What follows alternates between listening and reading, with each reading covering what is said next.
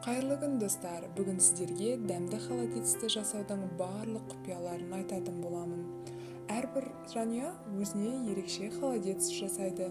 Сіз біздің үйдің қалай жасайтынын көріңіз. Ең дәмді және әдемі болып шығатынына уәде беремін. Сонымен барлық ингредиенттер төменде көрсетілген. Біздің жанұямыз шағын болғандықтан мен тек қана сиырдың бір ақ аяғын алдым және кішкене бөлек ет алдым. Соның барлығын суға батып тұратындай етіп қазанымызға салатын боламыз.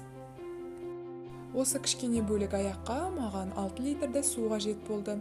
Қайнап бастаған кезде көбігін тазартып тастаңыз, сонда сорпасы таза болады.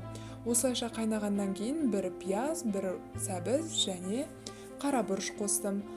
Осылайша ол 6 сағат жай отта қайнайтын болады.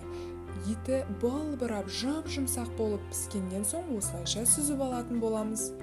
Сорпамыз тап-таза болу үшін барлығын сүзгіштен сүзіп алдым. Содан соң беткі бөлігіндегі майды осылайша қалқып сүзіп алдым. Себебі егерде майы көп болатын болса, біздің холодеціміз қатпайтын болады. Осыны ұмытпаңыз.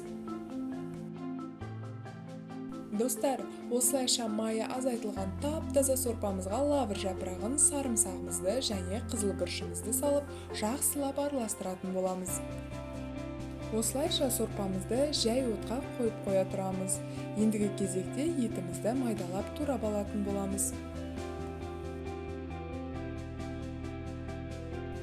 Міне достар, кішкене бөлік етімізді және аяқтан барлық еттерін сылып аламыз да, ұсақтап осылайша видеодағыдай турап аламыз.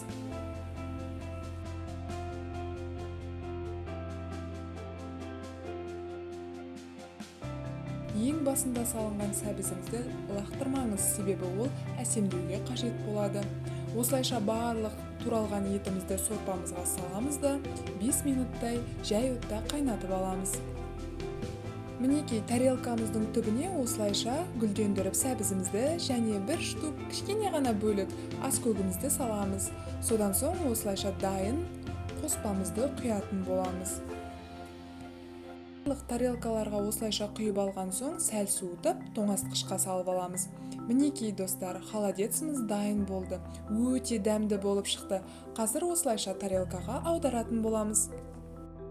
Қонақ күту кезінде де осылайша әдемі подачамен дастарханға қоюыңызға болады. Сіз де жасап көріңіз, өте дәмді болып шығады. Баршамызға ас болсын!